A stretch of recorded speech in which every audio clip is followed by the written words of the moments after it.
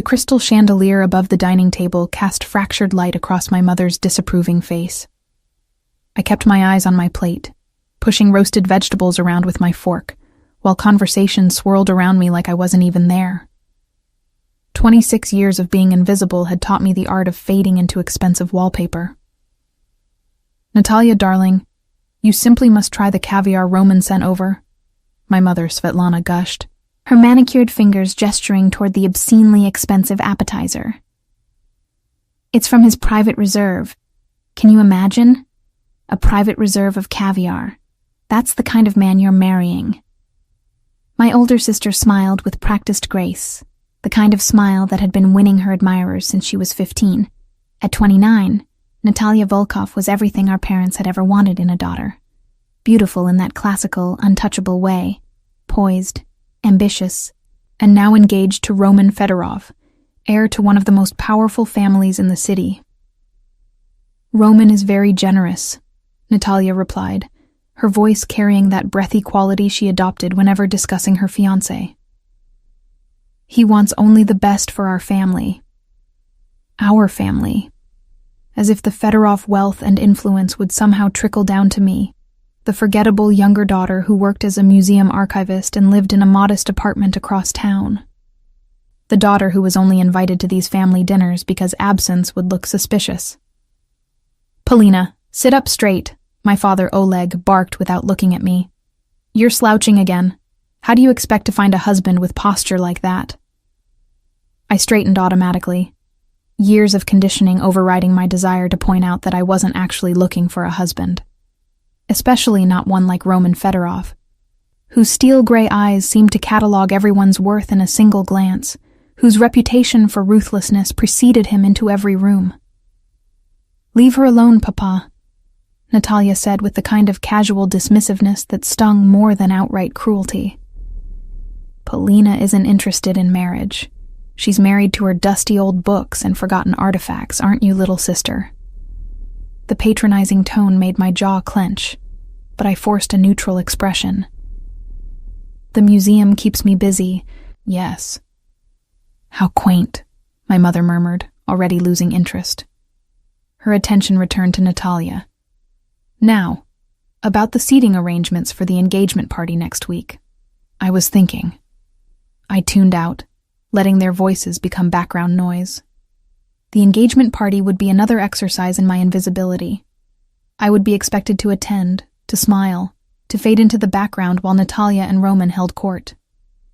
I'd done it at the announcement dinner, at the family introduction, at every event since Natalia had landed the catch of the century 6 months ago. The doorbell chimed, its melodious tone cutting through the dinner conversation.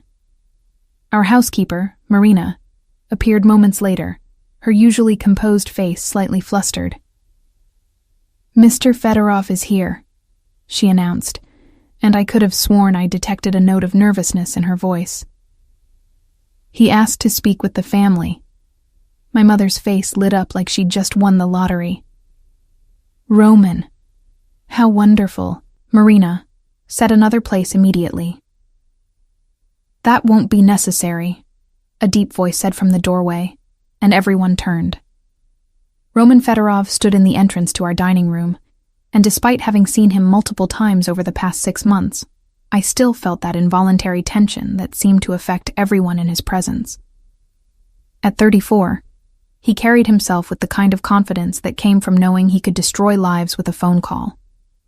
He was tall, broad-shouldered in a charcoal suit that probably cost more than my monthly salary, with dark hair styled back from a face that was all sharp angles and cold perfection. But it was his eyes that unsettled people. Storm gray and penetrating, like he could see through every lie, every pretense, every carefully constructed facade. "Roman, darling." Natalia rose gracefully, moving to kiss his cheek. What a lovely surprise. We were just discussing the engagement party. "Sit down." "Natalia," he said, his tone gentle but firm. She blinked, caught off guard by the command, but complied. Roman's gaze swept the table, landing briefly on me before moving to my parents. "I apologize for the interruption," but I have something important to discuss with the family. My father puffed up with self-importance. Of course. Anything for our future son-in-law. Please, sit, have some wine. I'll stand. Roman's voice cut through my father's bluster with surgical precision. This won't take long. Something in his tone made unease curl in my stomach. I watched as he pulled an envelope from his jacket pocket, setting it on the table with deliberate care. I'm calling off the engagement, he said simply, as if announcing the weather rather than detonating a bomb in the middle of our family dinner. The silence that followed was absolute. My mother's fork clattered against her plate. Natalia's perfect composure cracked, her face going pale. My father's face turned an alarming shade of red. You're... what? Natalia's voice came out in a strangled whisper. The engagement is over, Roman repeated, his expression unchanged. I've had my lawyers draft the necessary documents. You'll find everything in order. I'm not contesting the return of the ring, and I've included compensation for any wedding expenses already incurred. Compensation? My father rose from his chair, his hands flat on the table. You think you can just waltz in here and humiliate my daughter with a payoff? I think, Roman said, his voice dropping to a dangerous quiet, that ending this now is better than continuing a union that would benefit neither of us. Natalia is a remarkable woman. She deserves someone who can give her the attention and devotion she requires. It was a polite way of saying he didn't love her, had never loved her. I risked a glance at my sister, whose shock was giving way to fury. 2 weeks before the wedding, she hissed, her practiced composure finally shattering. You're doing this 2 weeks before the wedding? Better 2 weeks than 2 years, Roman replied calmly. Or 20. My mother found her voice, shrill with panic. But the invitations have been sent. The venue is booked. What will people say? They'll say I made a business decision. Roman's gaze shifted, and I felt the weight of his attention land on me like a physical thing. Which brings me to the second reason I'm here. My heart stuttered. Why was he looking at me? Polina. The way he said my name, deliberate and clear, made everyone at the table turn to stare at me.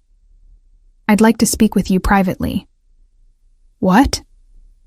The word escaped before I could stop it. Why? Polina has nothing to do with this, my father blustered. Protective instinct finally kicking in now that it was too late to matter. Leave her out of whatever game you're playing. This isn't a game, Roman said, still looking at me. Polina, please, 5 minutes of your time. Every instinct screamed at me to refuse, to stay in my safe, invisible corner where Roman Fedorov's attention couldn't reach me. But something in his expression, not quite vulnerability, but close to it, made me push back from the table. 5 minutes, I agreed, my voice steadier than I felt.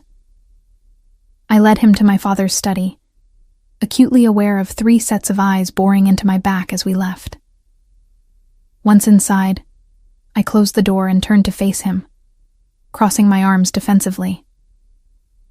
I don't understand what you want from me.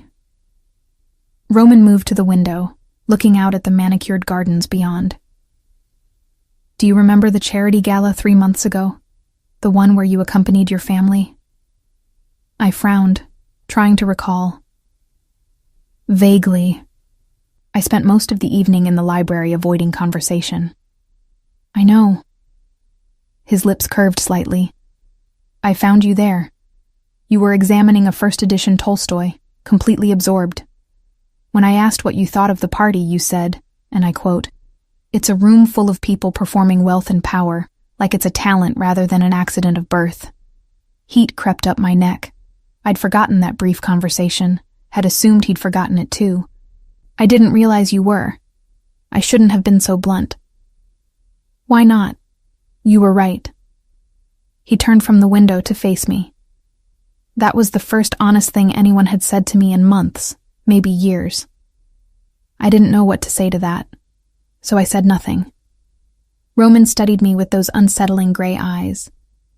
Your sister is beautiful, accomplished, everything a man in my position should want. But she looks at me the way everyone else does, like I'm a title and a bank account rather than a person. And that surprises you? I couldn't help the edge in my voice. You chose her precisely because she fit the role. Trophy wife for a powerful man. I did, he admitted without shame. It was a calculated decision. Natalia's family connections, her social standing, her willingness to play the part. It all made sense on paper. Then why call it off? Because 3 months ago, I met someone who called a room full of the city's elite performers. Someone who didn't simper or flatter or treat me like I was doing her a favor by breathing the same air. His gaze intensified. Someone who saw through the performance to the truth underneath. My breath caught. Roman. I have a proposition for you, Polina. He pulled another envelope from his jacket, setting it on my father's desk. A contract marriage, 2 years. You would be my wife in name, help me maintain certain business alliances that require a stable family image, attend necessary social functions. In exchange, you'd have complete financial security, freedom to pursue your work, and at the end of 2 years, a settlement that would make you independently wealthy. I stared at him, certain I'd misheard. You're insane. I'm practical. He gestured to the envelope. Read it. My lawyers have outlined everything. Separate bedrooms, no expectations of intimacy, complete discretion. You'd be free to live your life however you choose, as long as you appear as my wife when necessary. Why me? The question burst out. Why not any of a dozen women who would actually want this? Who want you? Because they want Roman Fedorov, heir and enforcer. His voice softened almost imperceptibly. You're the only person who's ever looked at me and seen just Roman. The man, not the myth. I wanted to laugh at the absurdity. Wanted to throw the envelope back in his face and tell him to leave. But a traitorous part of me whispered that this was a way out. Out from under my parents' dismissal. Out from Natalia's shadow. Out of a life where I would always be invisible. I need to think about it, I said finally. Roman nodded, as if he'd expected nothing less. You have 48 hours. After that, I'll need an answer. He moved toward the door, then paused. For what it's worth, Polina, I think you underestimate your own value. You've spent so long being overlooked that you've started to believe you deserve it. After he left, I stood alone in my father's study, staring at the envelope on the desk. From the dining room, I could hear raised voices, my mother's hysteria, Natalia's fury, my father's blustering outrage. I picked up the envelope, feeling the weight of it in my hands. Inside was either my liberation or my destruction. Perhaps both. The choice, for once, was entirely mine. I didn't return to the dining room after Roman left. Instead, I slipped out through the garden entrance, clutching the envelope against my chest like a shield as I walked the 12 blocks to my apartment in the cooling evening air. My phone buzzed incessantly. My mother, my father, Natalia, but I silenced it without reading their messages. My studio apartment was modest, a converted loft above an antique bookstore that smelled perpetually of old paper and dust. It was mine, paid for with my own salary, decorated with my own choices. For the first time since Roman had dropped his bombshell proposal, I could breathe. I made tea with shaking hands and settled onto my worn couch, finally opening the envelope. The contract was professionally drafted, dense with legal language that I struggled to parse. But the essential terms were clear enough. A marriage in name only, duration of 2 years. I would receive a monthly allowance of $50,000, more money than I currently made in a year. I would maintain a separate bedroom in Roman's penthouse. I would attend required social and business functions as his wife. In exchange, at the end of 2 years, I would receive a settlement of $5 million and complete freedom to pursue any life I chose. There were clauses about discretion, about public behavior, about the handling of personal matters. But nowhere in the document did I see requirements for affection, for intimacy, for anything resembling an actual marriage. It was a business transaction. Clean, clear, transactional. The question was whether I was willing to sell 2 years of my life for freedom. My phone rang again. This time it was Elena, my closest friend from university, and the one person who knew how suffocating my family could be. "Please tell me the rumors aren't true," she said, without preamble. "Please tell me Roman Fedorov didn't actually dump your sister at a family dinner." He did. I carried my tea to the window, looking out at the street below. It was spectacular. Holy shit. Elena paused. "Are you okay? I know you and Natalia aren't close, but still." He asked me to marry him instead.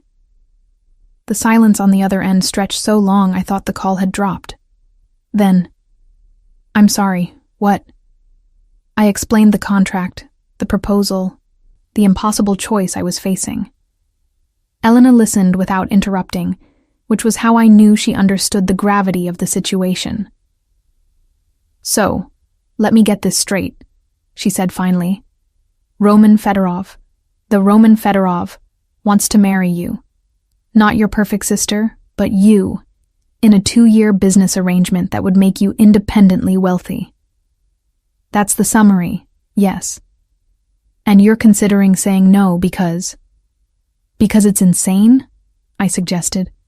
"Because he's dangerous? Because marrying into that world, even temporarily, could destroy me?" "Or," Elena countered, "it could free you. Polina, you've been living in Natalia's shadow your whole life. Your parents treat you like an afterthought. You're brilliant and talented, and you're wasting away in a job that doesn't appreciate you, in a family that doesn't see you. This is your chance to step into the light. By binding myself to a man who could end me with a phone call? By binding yourself to a man who, apparently, is the only person who's ever really seen you." Elena's voice softened. "I've known you for 8 years. I've watched you make yourself smaller and smaller, trying to fit into spaces your family carved out for you.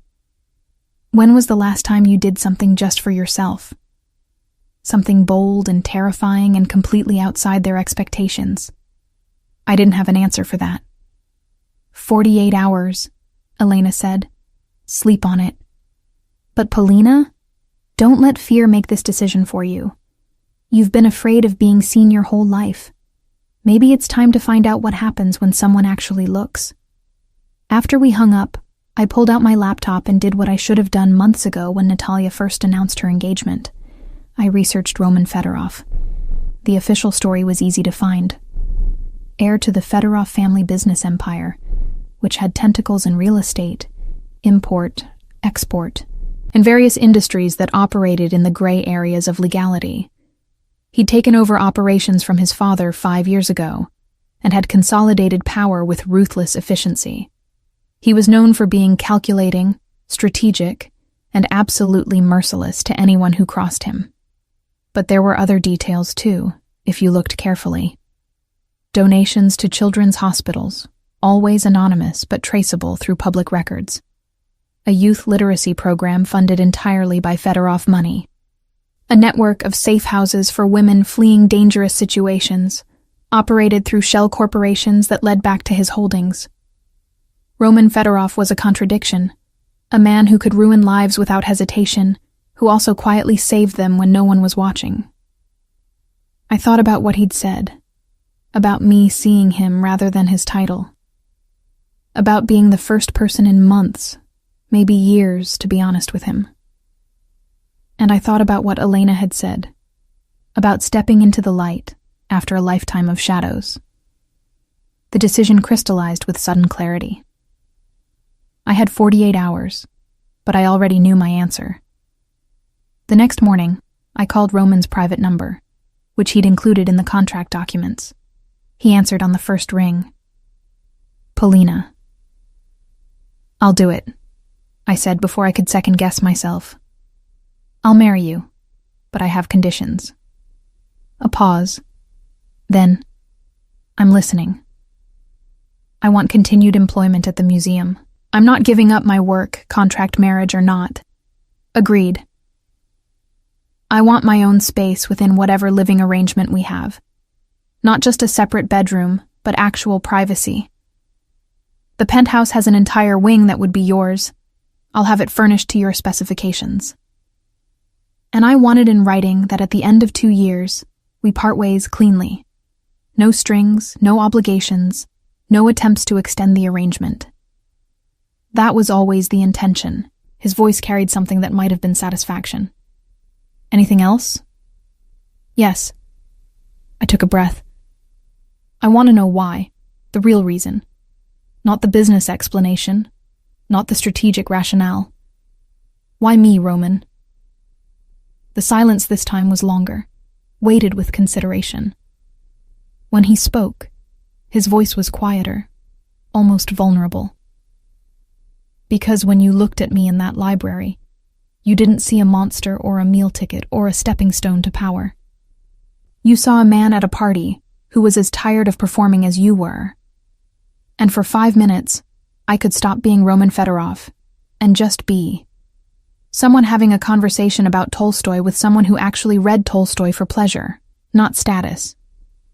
My throat tightened. That's a pretty thin foundation for a marriage, even a fake one. Is it? He exhaled softly. I've spent 15 years building an empire on foundations of fear and calculation. Maybe it's time to try something different, even if it's just for 2 years.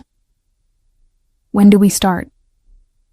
I'll have Kirill, my lawyer, send over the final documents today. We can sign tomorrow, announce the engagement next week, marry within the month. He paused. I know this is fast. Fast is good, I interrupted. It means less time for second thoughts. Yours or mine? Both. His laugh was unexpected, genuine. Fair enough. Paulina, thank you for taking the risk. After I hung up, I stood in my apartment, looking around at my small, safe life. In a few weeks, none of this would exist. I would be Polina Fedorova, wife to one of the most dangerous men in the city. The thought should have terrified me. Instead, I felt something strange and unfamiliar unfurling in my chest. It felt like possibility. The scandal, when it broke, was even more spectacular than I'd anticipated. Within hours of Roman's announcement, delivered via his publicist with clinical precision, social media exploded. Natalia Volkov's name trended alongside Roman Fedorov's, with speculation ranging from infidelity to secret scandals to business betrayals. And then came the second announcement, delivered just as the first was reaching fever pitch. Roman Fedorov was engaged to Polina Volkov, younger sister of his former fiancé. The internet, as Elena would say, lost its collective mind. I avoided all media for the first 24 hours, but I couldn't avoid my family. They descended on my apartment like a plague, my mother leading the charge with Natalia close behind, and my father bringing up the rear with his outraged bluster. How dare you? My mother hissed the moment I opened the door. How dare you steal your sister's fiancé? I didn't steal anyone, I said, blocking their entry to my apartment. Roman made his own choices. Choices? Natalia's perfect composure was gone, replaced by raw fury. You went behind my back, seduced him, undermined me. I had one conversation with him, I interrupted, 3 months ago, about Tolstoy. That's it. And that was enough for him to throw me over? Natalia's laugh was bitter. What did you do, Polina? What lies did you tell him about me? I told him nothing about you because we didn't discuss you. I felt my own anger rising, years of dismissal and condescension finally finding an outlet. Has it occurred to you that maybe Roman wanted someone who saw him as more than a wallet and a status symbol? My mother gasped. How dare you speak to your sister that way? How dare I? The words burst out before I could stop them. How dare you? All of you. You've treated me like furniture for 26 years. I was good enough to round out family photos, but not good enough to be taken seriously. And now that someone actually sees me, actually chose me, you're offended? We're your family, my father said, his voice tight. You're related to me, I corrected. That's not the same thing. If you do this, Natalia said, her voice cold, if you marry him, you're dead to me, to all of us. I looked at each of them in turn. My mother's scandalized fury, my father's patriarchal outrage, my sister's wounded pride. And I felt nothing. No guilt, no fear, no desperate need for their approval, just exhaustion. Then I guess I'm dead to you, I said quietly, because I'm marrying him. I closed the door on their protests, locked it, and slid down to sit on the floor with my back against the wood. My hands were shaking, but not from fear. From relief. My phone buzzed. A text from Roman. I'm hearing reports of a family confrontation. Are you all right?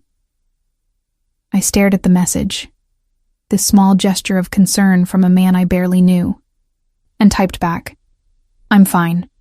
Just burned some bridges. His response came quickly. Good. Those bridges were rotten anyway. Despite everything, I smiled. The wedding happened 32 days after Roman had walked into my family's dining room and detonated my life.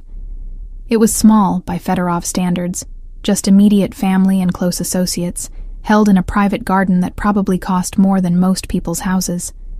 I wore a dress that Roman's stylist had selected, ivory silk that moved like water, and made me feel like someone else entirely. Someone confident. Someone chosen. Roman wore a dark suit that emphasized the breadth of his shoulders, his expression composed as he waited for me at the altar. But when I reached him, when he lifted my veil and his gray eyes met mine, I saw something flicker in their depths.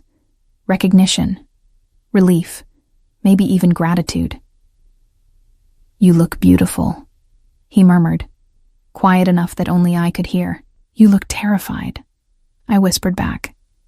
His lips curved slightly. Perceptive as always. The ceremony was brief, efficient. We exchanged vows we didn't mean and rings that symbolized a contract rather than commitment. When the officiant pronounced us married, Roman's kiss was chaste, appropriate, completely without passion. It felt like a business merger being sealed with a handshake. And yet, when he took my hand to lead me back down the aisle, his grip was warm, solid, real. 2 years, he said under his breath. 2 years, I agreed. Neither of us mentioned that 2 years suddenly felt both impossibly long and terrifyingly short. The reception was held in the ballroom of Roman's, our penthouse, a space so opulent it made my parents' house look modest. I smiled through introductions to Roman's business associates, men with hard eyes and expensive suits who studied me like they were trying to calculate my worth. I met Kirill, Roman's lawyer, and apparently his closest friend, a lean man with sharp features and sharper intelligence, who shook my hand with genuine warmth. So you're the woman who made Roman cancel a society wedding with 2 weeks' notice, he said. I like you already. I'm not sure I did anything except exist, I replied. Sometimes that's enough. Kirill glanced at Roman, who was across the room in conversation with an older man I didn't recognize. He's been different since he met you. More human. Is that good or bad in your business? Depends on who you ask. Kirill's smile was cryptic. But I think it's good. Someone needs to remind him there's more to life than power and strategy. As the evening wore on, I found myself studying my new husband from across the room. He moved through the crowd with practiced ease, commanding attention without trying, radiating the kind of power that made people instinctively defer to him. But every so often, his gaze would find mine across the crowded room, and something in his expression would soften almost imperceptibly, like he was checking to make sure I was still there, still real. When the last guest finally left, and we were alone in the suddenly silent penthouse. Roman loosened his tie and turned to me. "Your wing is through there," he said, gesturing to the left side of the penthouse. "Mine is opposite. Everything's been set up according to your specifications. Kirill worked with the decorator to match your preferences." "Thank you." I hesitated. "This is strange, isn't it? Being married to someone you barely know?" "Strange," he agreed, "but not unwelcome." He moved closer, stopping at a respectful distance. "Polina, I know this isn't a real marriage. I know you agreed for your own reasons, and I respect that. But I want you to know, you're safe here. From me, from anyone. That's a promise." I believed him. "And you're safe from me too. From judgment, from expectations, from having to perform." Something shifted in his expression, a kind of relief so profound it was almost painful to witness. "Thank you." We stood there in the quiet penthouse, two strangers who had just promised each other 2 years of their lives, and I thought maybe Elena had been right. Maybe it was time to find out what happened when someone actually looked. The first month of married life established a rhythm that was both stranger and more comfortable than I'd anticipated. Roman kept to his side of the penthouse, I kept to mine, and we intersected mainly during the required public appearances that maintained the fiction of our marriage. But gradually, unconsciously, we began to orbit closer. It started with breakfast. Roman was an early riser, already dressed in his perfectly tailored suits by 6 a.m., reviewing documents over coffee in the penthouse's sprawling kitchen. I wasn't a morning person by nature, but the museum opened at 9, which meant I wandered into the kitchen around 7. The first morning I found him there, I'd frozen in the doorway, suddenly conscious of my sleep-rumpled appearance and ratty museum t-shirt. But he'd simply gestured to the coffee maker and returned to his reading, granting me the gift of being unremarkable. After a week, it became routine. I would make my coffee, he would finish his review of whatever crisis required his attention, and we would share the space in comfortable silence. Sometimes I brought a book. Sometimes he took phone calls in rapid Russian that I pretended not to understand. It was peaceful in a way I'd never experienced with another person. The shift happened on a rainy Wednesday, 3 weeks into our arrangement. I'd stayed up late cataloging a new acquisition at the museum, a collection of letters from the 1890s that I found fascinating, but probably no one else would ever read. I stumbled into the kitchen at 7:30, bleary-eyed and running late, to find Roman assembling something at the counter. "You look exhausted," he observed without judgment.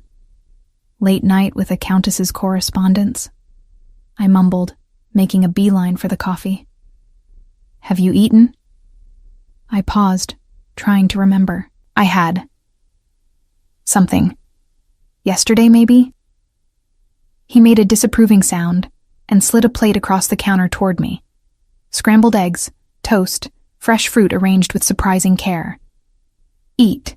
You can't function on caffeine and absent-mindedness." I stared at the plate, then at him.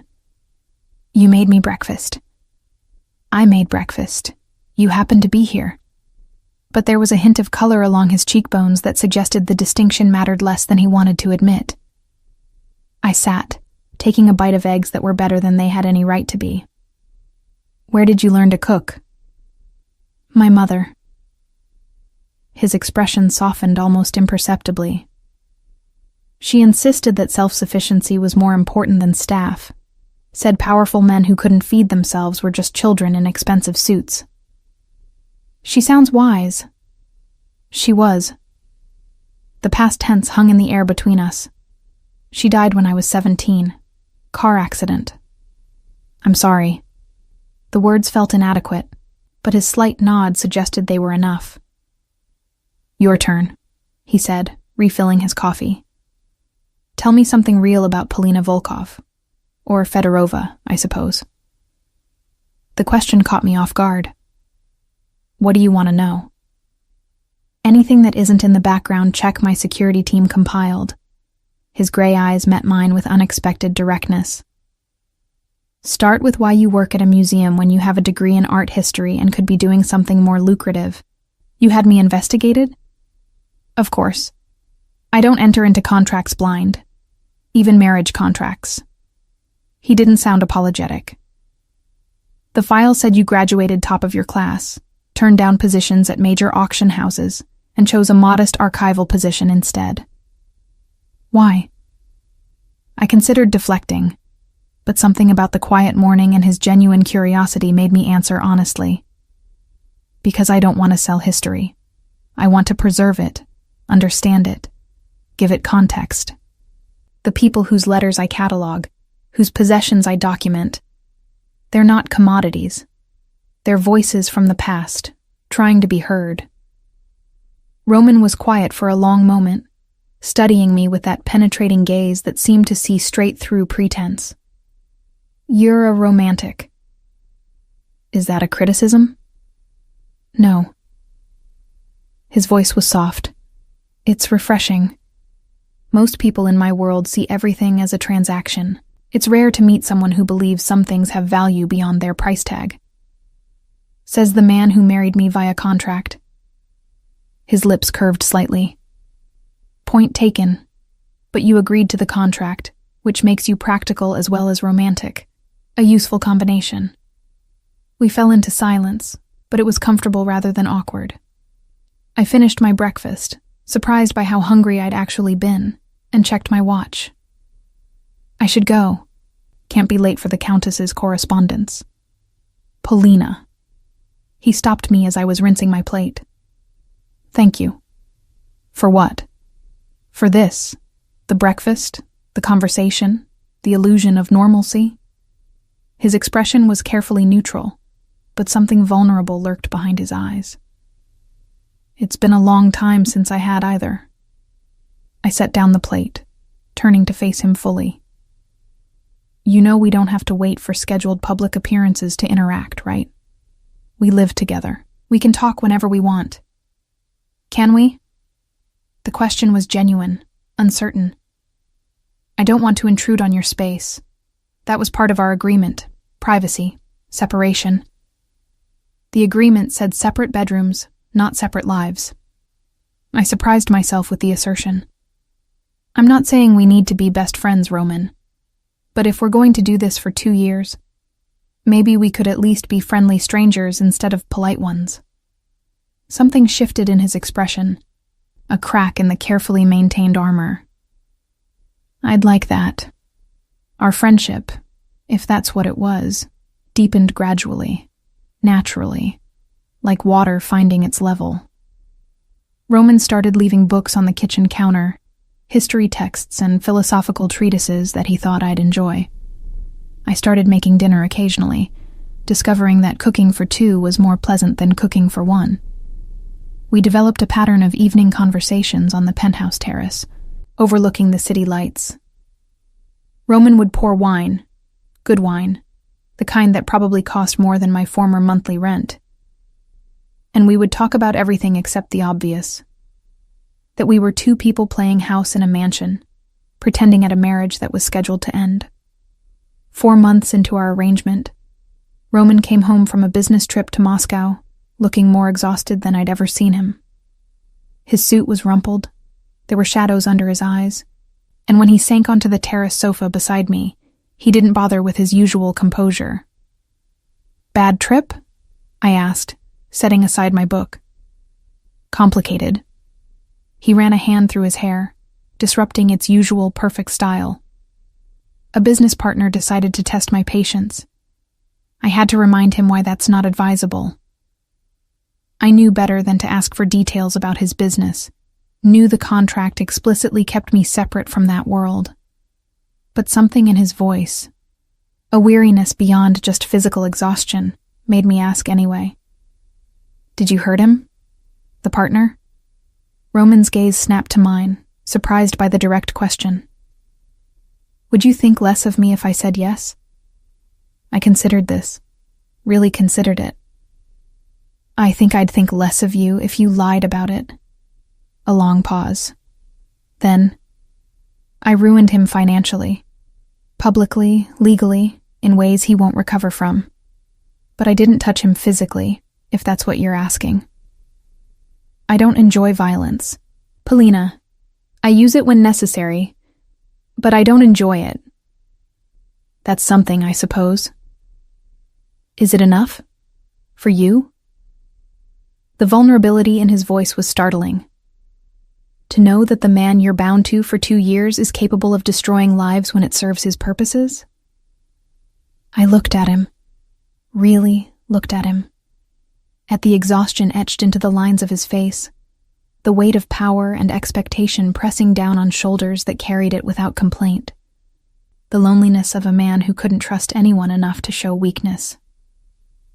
I think, I said slowly, that you're more than the worst thing you've ever done.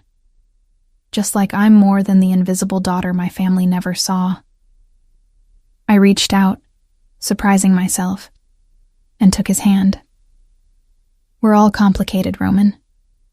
Maybe that's why this works, because we see each other's complications and don't run away. His fingers closed around mine, warm and solid. I'm glad I found you in that library. I'm glad you were arrogant enough to think I'd agree to this insane arrangement. His laugh was unexpected, genuine. Arrogant? Supremely. I squeezed his hand. But it's growing on me. We sat like that as the city lights flickered to life below us. 2 people who had entered a contract for practical reasons and were discovering something entirely impractical in the margins. 6 months into our marriage, we attended a charity gala, the kind of event that required my performance as Roman's devoted wife. I wore a deep green gown that his stylist had selected, my hair styled in an elaborate updo that I would immediately destroy the moment we got home. Roman appeared in my doorway as I was struggling with an earring, looking devastating in a black tuxedo that emphasized his powerful frame. Need help? Unless you have magic fingers that can manage clasps, I don't think so. He crossed to me, gently turning me around. His fingers brushed my neck as he fastened the earring, his touch surprisingly gentle for such a dangerous man. In the mirror, our eyes met. You look beautiful, he said quietly. You look like you'd rather be anywhere else. Perceptive as always. His hands lingered on my shoulders. I hate these events. All performance, no substance. Then why go? Because appearance matters in my world. Because powerful men who don't show their faces get speculation about weakness. He met my gaze in the mirror. Because my wife needs to be seen at my side, maintaining the illusion that this is a real marriage. The word illusion stung more than it should have. Right, the contract. Something flickered in his eyes. Polina. We should go, I interrupted, not ready to examine why his reminder of our arrangement's temporary nature bothered me. Wouldn't want to be late to the performance. The gala was exactly as tedious as I'd anticipated. Roman was pulled into conversations with business associates and city officials, always keeping me at his side but rarely including me in the discussions. I smiled and nodded and played the role of the decorative wife, hating every minute. Until Maxim Volkov appeared. I didn't recognize him at first. He was older than in the photos I'd seen, his once handsome face hardened by time and cruelty. But when he approached Roman with a predatory smile, I felt my husband's entire body tense beside me. Fedorov, Maxim said, his voice carrying the roughness of too much vodka and cigarettes. I see you've traded up from the older sister. Smart move. This one's much easier on the eyes. Roman's hand tightened on my waist, a warning. Maxim, I wasn't aware you'd been released. 6 months ago, good behavior, Maxim's gaze slid to me, assessing and dismissive in equal measure. You must be Polina. I knew your father back in the day, before he decided he was too good for his old friends. There was history there, dark and complicated, that I didn't understand. But I felt Roman's tension, felt the danger crackling in the air between the 2 men. "It's been interesting catching up," Roman said, his voice deceptively mild. "But we were just leaving." "So soon?" Maxim's smile widened. "I was hoping to discuss some business opportunities. Now that I'm back in circulation, I'm looking to re-establish old connections. I'm not interested." "Not even if it concerns your lovely wife?" Maxim leaned closer, voice dropping. "I've been hearing things, Fedorov. Whispers about this convenient marriage, about contracts and arrangements. Makes a man wonder what you're really trying to protect." The shift in Roman was instantaneous. One moment he was composed, controlled. The next, he had Maxim backed against a column, his forearm across the older man's throat with surgical precision. "If you threaten my wife again," Roman said, his voice arctic, "you'll discover that prisons have nothing on what I can do to make a man disappear." Maxim wheezed, his face reddening, but Roman didn't let up. I watched, frozen as the man I'd been sharing breakfast with, who'd been leaving me books and making me dinner, revealed the ruthlessness that had built his empire. "Roman." My hand on his arm was light, barely there. "He's not worth it." For a moment I thought he wouldn't listen. Then, slowly, he released Maxim, who slumped against the column, gasping. "Stay away from what's mine," Roman said quietly, then took my hand and led me away, leaving Maxim to recover his breath and his dignity. In the car ride home, Roman was silent, staring out the window with his jaw clenched. I could feel the tension radiating from him, could see his hands flexing as if he was restraining himself from going back and finishing what he'd started. "I'm sorry," he said finally, his voice rough. "You shouldn't have seen that." "Why?" "Because it reminds me that you're dangerous. Because it reminds you that you married a monster." I turned to face him fully. "You're not a monster, Roman. Monsters don't make breakfast. They don't leave books for people to find. They don't learn your coffee preference and have it waiting every morning. Monsters can do those things," he insisted. "It doesn't make the violence less real." "No," I agreed, "but it makes you more complex than just the violence." I reached for his hand, which was still clenched into a fist. "He threatened me. You protected me. I'm not going to condemn you for that." His fingers slowly uncurled, accepting my touch.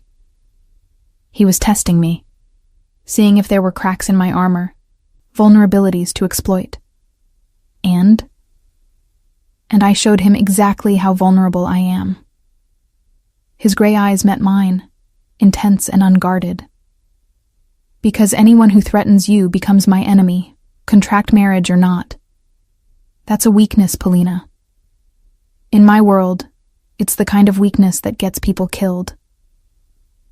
My breath caught at the implication that I had become more than just a contractual obligation, that somewhere in the past 6 months, I had become someone worth protecting at any cost. "Then I guess we're both vulnerable," I said quietly. "Because I'd defend you too, if it came to it." The car pulled up to our building, but neither of us moved to exit. Instead, we sat in the leather interior, hands still linked, looking at each other with a growing awareness that our carefully maintained boundaries had already been breached. "This wasn't part of the contract," Roman said, his voice barely above a whisper. "No," I agreed. "It wasn't. We still have 18 months left." "I know. And at the end—" "We don't have to decide the end right now," I interrupted. "Can we just see what happens?" Roman raised our joined hands, pressing a kiss to my knuckles with surprising tenderness. "Yes, we can see what happens." As we rode the elevator up to the penthouse, I realized that somewhere between breakfast conversations and terrace wine and books left on counters, I had stopped thinking of this as a contract. I had started thinking of it as a marriage. And from the way Roman was looking at me, I suspected he was thinking the same thing. 8 months into our arrangement, I came home from the museum to find Roman in an argument with Kirill in the study. Their voices carried through the slightly open door, tense and sharp in a way I'd never heard before. "She's your wife, not a pawn," Kirill was saying, his usual composure frayed. "You can't seriously be considering—" "I'm not considering anything," Roman interrupted. "I'm telling you it's not happening. Find another solution." "There is no other solution. The Sokolov Alliance requires—" "I don't care what it requires." Roman's voice dropped to a dangerous quiet. "Polina is off limits. Completely, permanently, non-negotiably off limits. I don't care if it costs me the entire Eastern European market." I shouldn't have been listening. Should have retreated to my wing, given them privacy. But something in the way Roman said my name, fierce and protective, rooted me to the spot. "You're in love with her," Kirill said, and it wasn't a question. The silence that followed was deafening. "That wasn't supposed to happen," Roman said finally, his voice raw with something that sounded like defeat. "It was a contract. 2 years, clean exit, no complications." "When did life ever go according to contract?" Kirill's voice softened. "Roman, this isn't a weakness. It's the most human thing you've done in 15 years. It's a liability. Maxime already sensed it. If others discover I actually care about her, she becomes a target. Every enemy I've made will see her as a way to get to me. So what's your plan? Pretend you don't care? Push her away?" Kirill sighed. "She's not stupid, Roman. She knows. She suspects. That's different from knowing." A pause. "We have 10 months left on the contract. After that, she's free. She gets her settlement, her independence, her life back. That was always the deal. And you? What do you get?" "I get the knowledge that she's safe, that she got out of my world before it destroyed her." I had heard enough. More than enough. I backed away from the door silently, retreating to my wing with my heart hammering against my ribs. Roman was in love with me, and he was planning to let me go anyway. I avoided him for 3 days, citing work at the museum and late cataloging projects that didn't actually exist. Roman didn't push, didn't question, just sent me brief texts checking that I was safe and had eaten. The care in those simple messages made everything worse. On the 4th day, I came home to find him in the kitchen at 7 p.m., an unusual time for him to be home. He was making dinner, pasta, from the smell of it, with wine already poured. "You've been avoiding me," he said without preamble as I set down my bag. "I've been busy." "You've been avoiding me," he repeated, turning from the stove to face me. "Polina, if I did something wrong, if I made you uncomfortable—" "I heard your conversation with Kirill." The words burst out before I could stop them. 4 days ago, about the Sokolov Alliance, about me being off limits, about... I faltered. Roman went very still. "About me being in love with you." Hearing him say it out loud stole my breath. "Yes." He turned back to the stove, adding sauce to pasta with mechanical precision. "Then you also heard that I'm planning to honor our contract. 2 years, clean exit. That hasn't changed." "Why not?" "Because that was the deal." His voice was controlled, careful.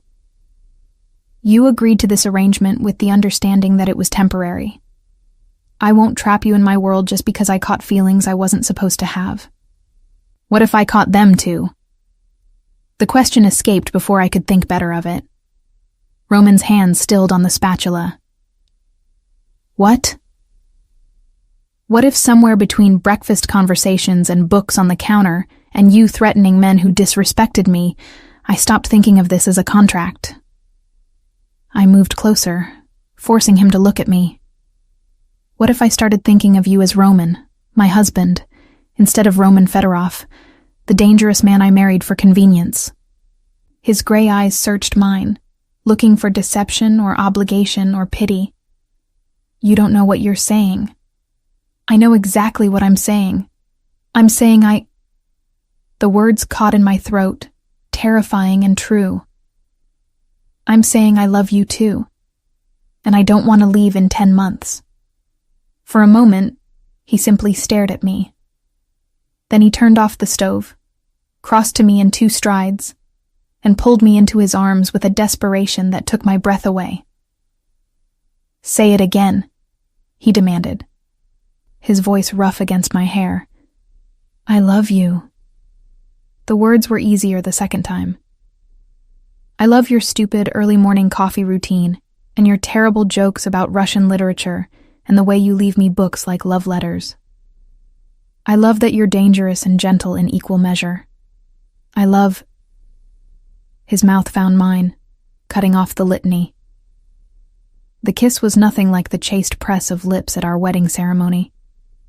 This was hungry, desperate, the breaking of every careful boundary we'd maintained for 8 months.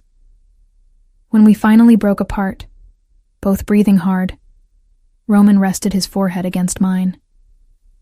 I love you, he said, like a confession. I have for months. Maybe since that first conversation in the library, if I'm honest. You saw me, Polina. Really saw me. I couldn't not fall in love with you. Then why were you planning to let me go? Because I'm selfish enough to want you, but not selfish enough to trap you. His hands framed my face, thumbs stroking my cheekbones. My world is dangerous. The life I lead. It's violent, morally gray, full of enemies and consequences. I wanted to give you the choice to walk away from it. And if I choose to stay, then I will spend every day making sure you never regret it. His kiss was softer this time, tender. I will protect you with everything I have. I will love you with everything I am. And I will thank whatever force in the universe put you in that library the night I needed to be seen. I laughed against his mouth, giddy with relief and joy, and the terrifying exhilaration of being fully, completely seen. The universe or Tolstoy? Both. He smiled, that rare, genuine smile that transformed his face from coldly handsome to breathtaking. Definitely both. We didn't make it to dinner that night. Instead, we sat on the kitchen floor, backs against the cabinets, eating pasta straight from the pot, and drinking wine from the bottle like teenagers rather than adults playing at marriage. What happens now? I asked, my head on his shoulder. Do we renegotiate the contract? We burn the contract, Roman said firmly. No more expiration date. No more pretending this is temporary. If you stay because you want to, not because of legal obligations. And if I decide to leave? His arms tightened around me almost imperceptibly. Then I let you go, because I love you too much to cage you. He paused. But I will absolutely try to convince you to stay first. Noted. I tilted my head to look up at him. For the record, I'm not planning to leave, but I do have conditions. His eyebrow arched. Of course you do. I want a real marriage, not the business arrangement, not the separate wings and polite cohabitation. I want to fall asleep next to you and wake up next to you and fight about whose turn it is to make coffee. That's not a condition. That's a gift. His lips found my temple. What else? I want to know about your business. Not the violent parts, I don't need those details. But I want to understand what you do, who you are in that world. No more protection through ignorance. This time he hesitated. Polina, I'm not asking to be involved. I'm asking to know. There's a difference. I twisted to face him fully. You can't protect me from what I don't understand, and I can't really love you if I'm pretending half of who you are doesn't exist. It will change how you see me. Everything changes how we see people. That's called being in a relationship. I took his hand, lacing our fingers together.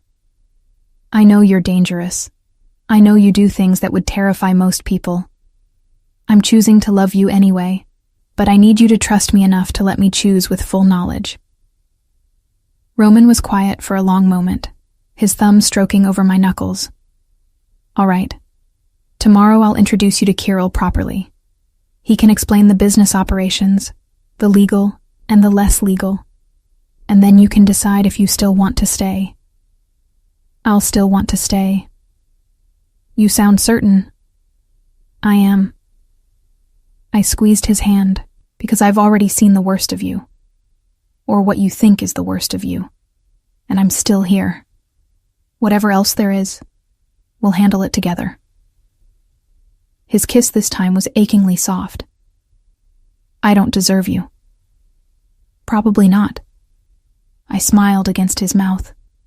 "Lucky for you, I don't care about what you deserve. I care about who you are when you think no one's looking. And that man? He's worth staying for." We stayed on the kitchen floor until the sky outside the windows began to lighten, talking about everything and nothing, making promises we intended to keep and plans we knew might change.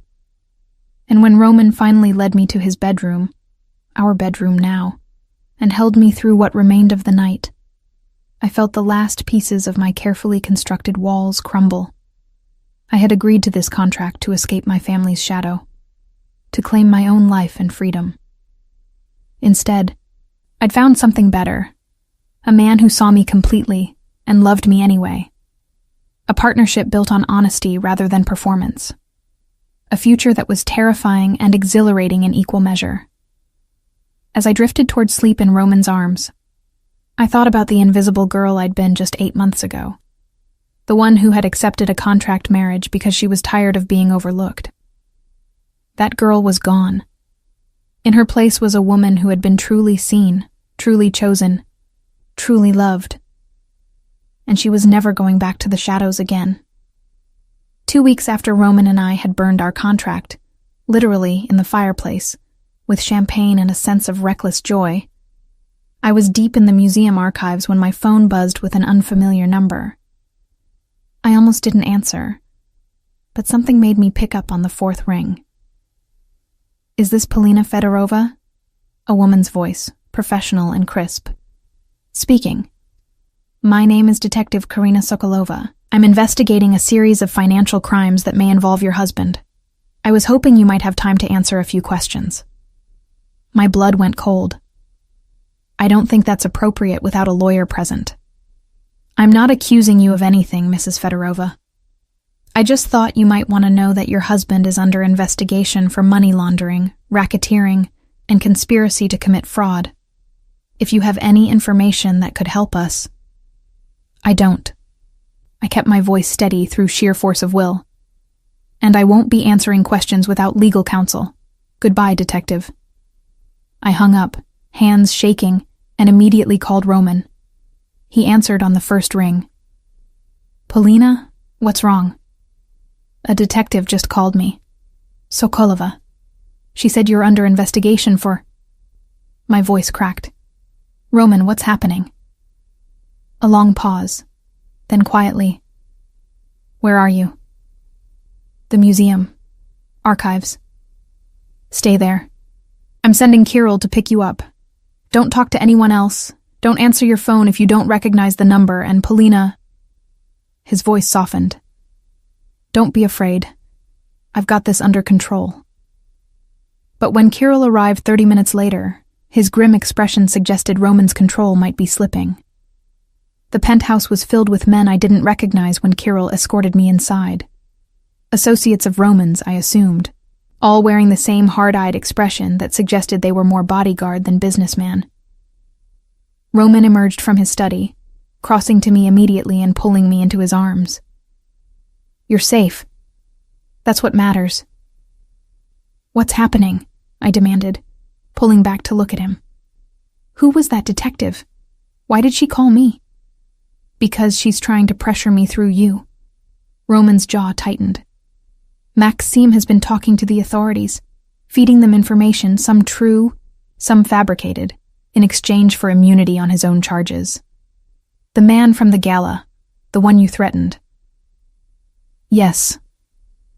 Roman ran a hand through his hair, the first time I'd seen him visibly agitated. I should have handled him differently. Should have anticipated he'd retaliate. Kirill appeared at Roman's elbow. We need to move her. If Maxim knows she's your actual weakness instead of just a contract wife, he'll escalate. Move me where? I looked between them. Roman, what is he talking about? There's a safe house upstate, Roman said, his hands on my shoulders. Completely secure, off any grid. You'd be there temporarily, just until we resolve this situation. No. The word came out sharper than intended. No, I'm not running. I'm not hiding. Polina, you promised me we'd handle things together. I held his gaze. That means I don't disappear the moment things get difficult. I stay. We deal with this. Together. If you stay, you become a target. Roman's voice was strained. Maxim will use you to hurt me, to force me into a corner. The detective calling you wasn't random. It was a warning. They know about you, about us, about what you mean to me. Good, I said fiercely. Let them know. Let everyone know. I'm not a secret or a liability or something to be protected by hiding me away. I'm your wife. Your actual wife. And I'm not going anywhere. Something shifted in Roman's expression, fear giving way to a kind of awed pride. You're certain? Completely. He pulled me close again, his face buried in my hair. Then we increase security. You don't go anywhere without protection. You follow every precaution Kirill outlines, no exceptions. Agreed? Agreed. What followed were 3 of the most tense weeks of my life. I couldn't go to the museum without a security detail. I couldn't meet Elena for coffee without clearing it with Roman's team first. Every phone call was monitored, every movement tracked. It should have felt like a cage. Instead, it felt like being valued enough to protect. Roman was relentless in his preparation, calling in favors, shoring up alliances, building a legal defense that Kirill assured me was impenetrable. But I could see the strain on him, the tension in his shoulders, the sleepless nights he tried to hide, the weight of knowing that his enemies had found his weakness. Me. The kidnapping happened on a Thursday. I was leaving the museum, early, at Roman's request, with my usual security detail of 2 men. One moment I was walking toward the car, the next someone was pulling a hood over my head, and strong hands were dragging me backward. I heard shouting, a scuffle, then silence, as something chemical sweet pressed against my face through the fabric. When I woke, I was in a basement somewhere, hands zip-tied to a chair, head throbbing. Maxim sat across from me, his smile cold and satisfied. Mrs. Fedorova, so glad you could join us. Fear tried to claw its way up my throat, but I forced it down. Roman will kill you for this. I'm counting on him trying. Maxim leaned forward. See, I don't actually want to hurt you. I want your husband to make a mistake, to come after you with the kind of violence that will give the authorities everything they need to put him away for life. He won't make a mistake. He will, because he loves you, actually loves you, which makes him weak. Maxim's expression turned contemplative. I have to admit, I didn't think the great Roman Fedorov was capable of genuine emotion. But the way he looked at you that night at the gala, that was real. And real emotions make men do stupid things. My mind raced, trying to remember everything Roman had ever told me about strategy, about thinking 3 moves ahead. If you hurt me, he won't just come after you. He'll come after everyone you've ever cared about. Is that what you want? I'm already a dead man walking, Maxim said with a shrug. Fedorov sees to that the moment I started talking to the authorities. At least this way, I take him down with me. He stood, moving toward the stairs. Someone will bring you food and water. Try to get comfortable. You're going to be here a while, at least until your husband makes his move. They kept me for 3 days. 3 days of darkness and silence, punctuated by meals delivered by people whose faces I never saw. 3 days of fighting panic, of holding on to the certainty that Roman would come, would find me, would make this right. 3 days of wondering if Maxim was right, if loving me would be the mistake that destroyed everything Roman had built. On the 4th day, everything changed. The door to my basement prison opened, but instead of the usual silent food delivery, Kirill appeared, moving with swift efficiency to cut my zip ties.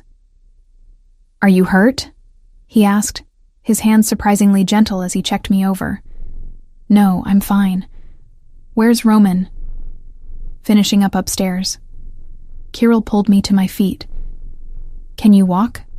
I nodded, letting him guide me up the stairs. The house above was eerily quiet, empty. In the living room, Roman stood with his back to us, phone pressed to his ear, speaking in rapid Russian. When he turned and saw me, his expression cracked. He crossed to me in 3 strides, pulling me into his arms with a desperation that made my ribs ache. "You're safe. You're safe." He repeated it like a mantra, his hands framing my face, his eyes searching mine for signs of harm. "Did they hurt you? Touch you? If they laid one hand on you?" "I'm fine," I interrupted, pressing my palm to his chest, feeling his heart racing beneath my fingers. "Roman, I'm okay. What happened? Where's Maxim?" "Gone." Roman's voice was flat, emotionless in a way that should have frightened me but didn't. I dismantled his entire operation in 72 hours, bought out his assets, turned his associates against him, destroyed every source of income and influence he had. He's bankrupt, blacklisted, and currently on a plane to a country with no extradition treaty, never to return. You didn't kill him. No. Roman's hands were still shaking as they cupped my face. Because you once said you love that I don't enjoy violence, that I use it when necessary but find other solutions when possible. So I found another solution. Kirill cleared his throat delicately. The authorities have also mysteriously lost interest in their investigation. Seems their primary witness has disappeared, and most of their evidence came from sources that are now questionable. You bought them off, I realized. I bought everyone who needed buying, buried everyone who needed burying, and made certain that no one will ever use you against me again. Roman's forehead pressed against mine. I swore I would protect you. I failed. You didn't fail. I'm here. I'm safe. You were taken from under my protection, held for 3 days, terrorized. And you got me back, I interrupted firmly. Without bloodshed, without giving Maxim what he wanted, without compromising everything you've built. Roman, you didn't fail. You won.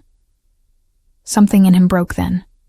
He pulled me close, his face buried in my hair, his shoulders shaking with the kind of emotion he never allowed himself to show.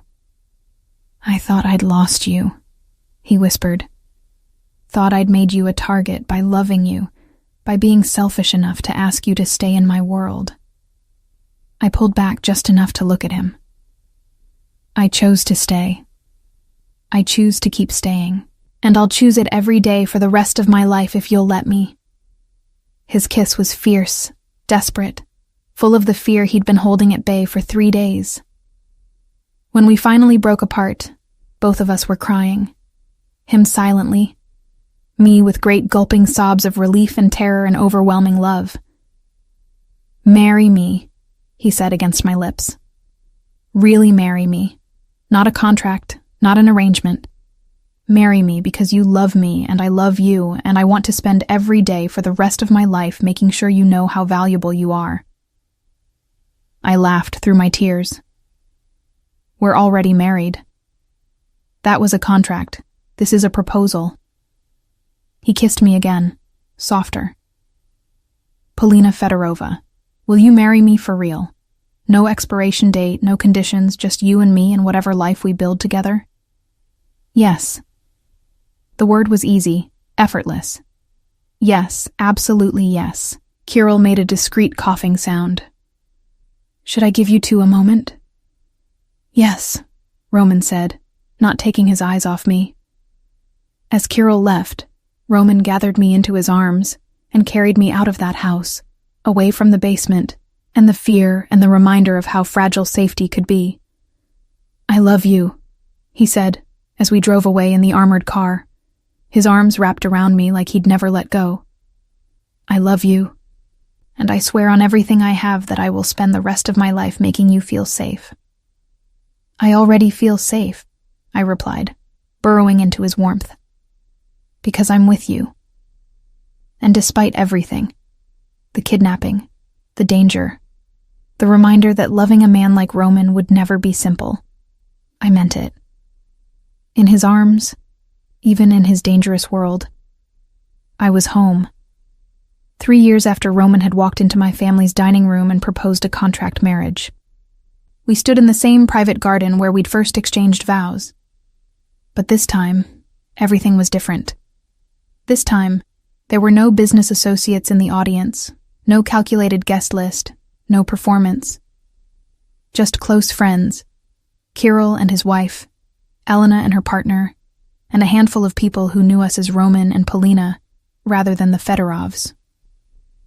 This time, I wore a dress I'd chosen myself, simple ivory silk that moved like water and made me feel like myself rather than someone else's vision of a bride. This time, when Roman lifted my veil and his gray eyes met mine, there was no hesitation, no careful composure, just love. We're doing this again, he murmured, a smile playing at his lips. We're doing it right, I corrected. The first time was a contract. This time is a choice. Best choice I ever made, he said, loud enough for our small gathering to hear, then kissed me before the officiant had even finished the ceremony. The reception was held in the penthouse, which had transformed over 3 years from a showplace of wealth into an actual home. My books lined the shelves alongside Roman's business texts.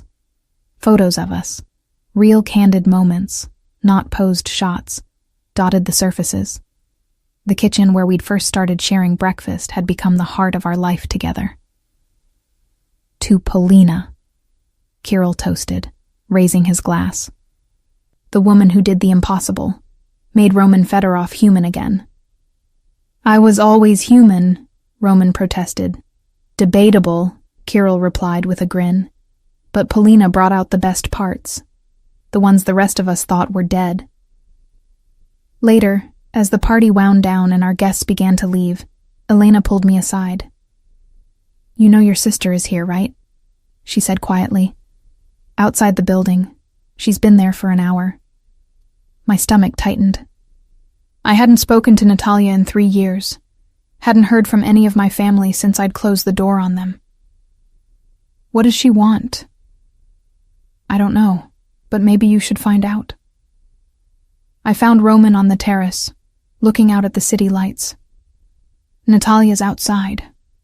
His shoulders tensed. Do you want me to have security send her away?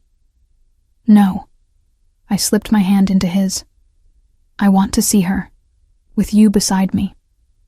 We rode the elevator down together, Roman's presence a solid comfort at my back. Natalia stood on the sidewalk, wrapped in a coat that had seen better days, looking smaller and older than I remembered. Polina. She straightened when she saw us. Can we talk? You have 5 minutes, Roman said, his voice cold. Please, I just need... Natalia's composure cracked. I'm sorry. I'm so sorry for how I treated you, for how we all treated you. You were invisible to us until you weren't. And by then it was too late. What do you want, Natalia? I kept my voice neutral, refusing to let old hurts resurface. Nothing. I want nothing. She laughed bitterly. I lost everything, you know. After Roman ended our engagement, I became a cautionary tale.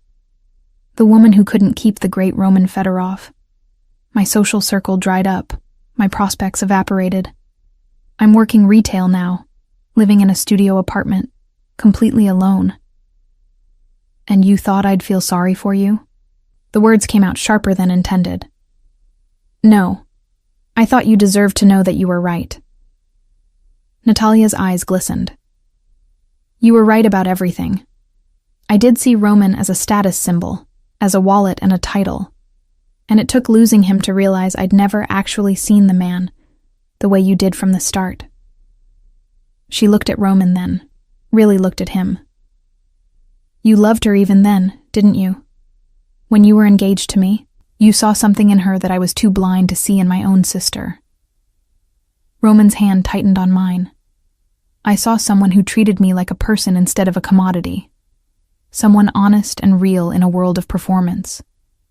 I'm not asking for forgiveness, Natalia said, turning back to me.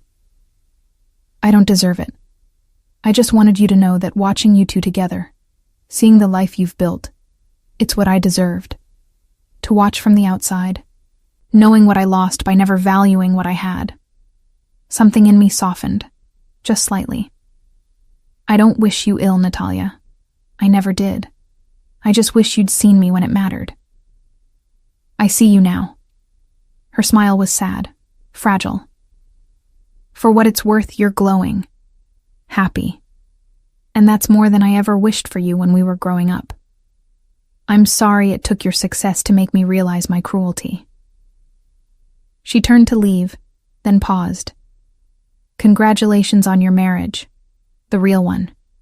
I hope you know how rare it is. What you two have.